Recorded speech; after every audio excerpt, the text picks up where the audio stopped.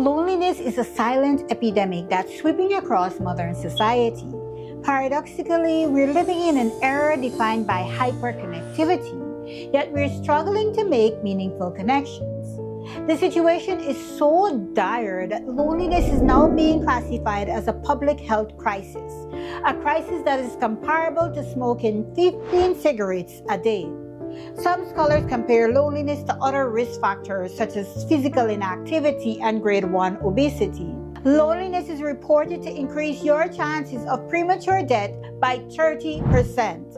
It is linked to depression, anxiety, and heart disease. Recent studies have also uncovered a disturbing link between loneliness and cognitive decline, including conditions like dementia. You see, loneliness is not just a matter of emotional well-being, it is a matter of life and death.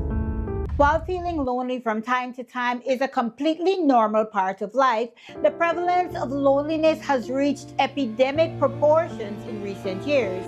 It is now reported that approximately 1 in 3 adults in industrialized countries experiences loneliness on a regular basis, with young adults and the elderly being particularly vulnerable. About 1 in 12 persons experiences loneliness at a problematic level. So, what exactly causes loneliness?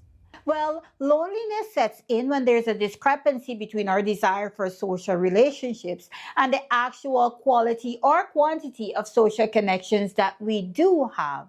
Essentially, it occurs when our need for meaningful human connection is not adequately fulfilled, leading to feelings of isolation, emptiness, and disconnection. This misalignment between our longing for companionship and the reality of our social interactions can occur even when we're surrounded by many people.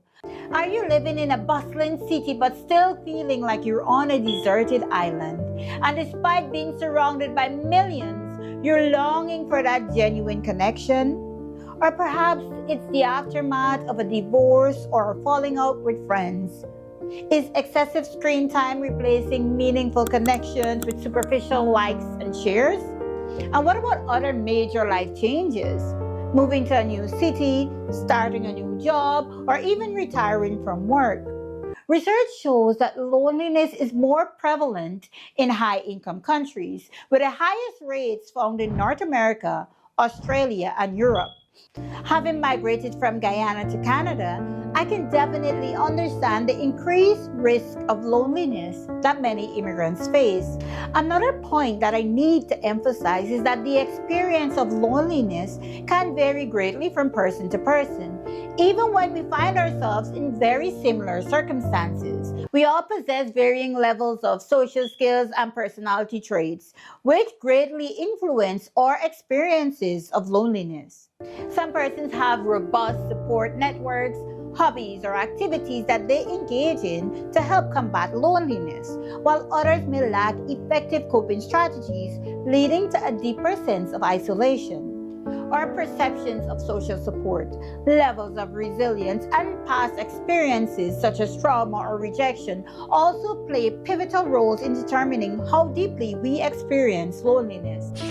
The decline of traditional social institutions such as churches and community organizations and the increasing number of people living alone have definitely made the situation worse. Remember, humans are wired for social connection. So, what exactly is the action plan?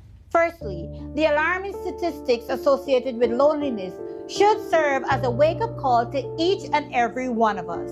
We can combat this silent epidemic by acknowledging its existence and reaching out to those who may be struggling. Each and every one of us can make a deliberate effort to strengthen our social connections. We can step outside our comfort zones and seek out new opportunities for social engagement, whether it's joining a club, volunteering, or attending community events. Remember, every interaction, no matter how small, has the potential to spark meaningful connection. Let's make time for activities that nourish our souls and rejuvenate our spirits. Ultimately, the antidote to loneliness lies in genuine human connection, in the simple act of reaching out a hand to someone in need, in sharing our vulnerabilities, and our joys, and in being truly present for one another. It's in fostering communities where everyone feels seen, heard, and valued.